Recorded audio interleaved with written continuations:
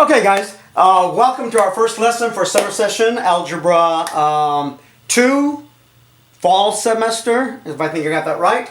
The YouTube videos, for whatever reason, will not let me transform or to upload longer videos, so I'm going to have shorter clips, and hopefully this will work. Section 1.1, parent graphs and transformations. So the first thing we know, I'll review. Linear, the parent graph, the most basic function is y equals x, and we know that is our line with the slope of 1. Our quadratic, y equals x squared, we know that that is our graph, and if I were to make an xyt chart for this guy, for y equals x squared, that xyt chart would be xy when x is 0, y is 0. Because y equals 0 squared. When x is 1, y is 1. Because y equals 1 squared, which is 1. When x is 2, y was 4. Because y equals 2 squared is 4. So for a quadratic, all you have to remember is the points 0, 0, 1, 1, 2, 4. Remember those and everything will be great when we graph these. Alright, the next one is our absolute value. Y equals the absolute value of x. Since it's absolute value, that one always makes a V shape. And for that one, y equals the absolute value of x, I'm going to make a table just for the parent functions. That's what these are.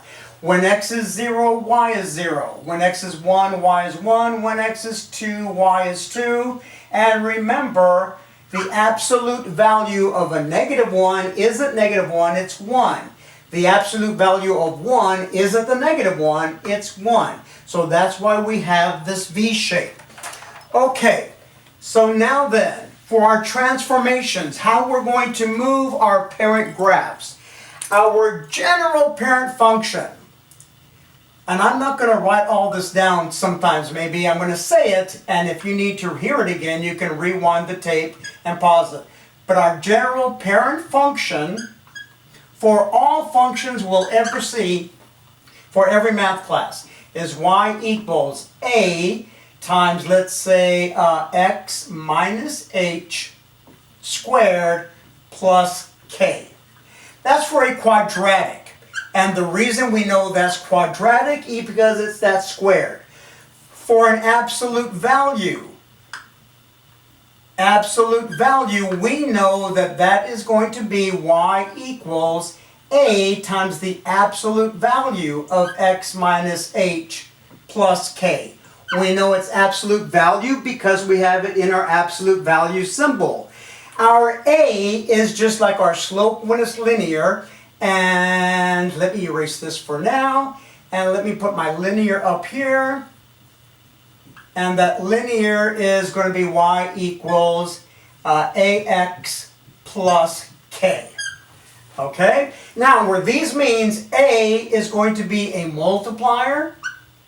So in your linears, you know that that was the slope. A multiplier. My h is inside the absolute value or the quadratic. So since it's with the x, it's going to move left or right. It's going to move my vertex left or right, and it's going to move it opposite the sign. Opposite the sign. And then my k is going to be a vertical translation, and so it is going to go with the sign.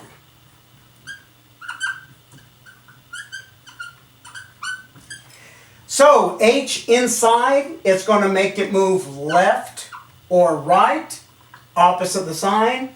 The k is going to make it move vertically, up or down, with the sign. And at that point right there, I'm going to stop the video, try to upload it, and then show you some examples.